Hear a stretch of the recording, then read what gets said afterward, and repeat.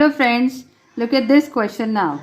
The question is 10 to the power 20 upon 20 to the power 10 and we have to simplify it and evaluate it, right? So what we are going to do, first of all, copy 10 to the power 20 as it is, and then in the denominator just break up 20 into 2 and 10 to the power 10.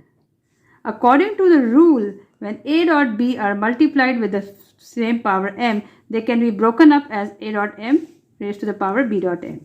Applying this rule, you can write 10 to the power 20 upon 2 to the power 10 dot 10 to the power 10. Further, you can write it as 1 upon 2 to the power 10 dot 10 to the power 20 upon 10 to the power 10. Since the bases are same, 10 to the power 20 upon 10 to the power 10. You can subtract them like this. 10 to the power 20 minus 10, right?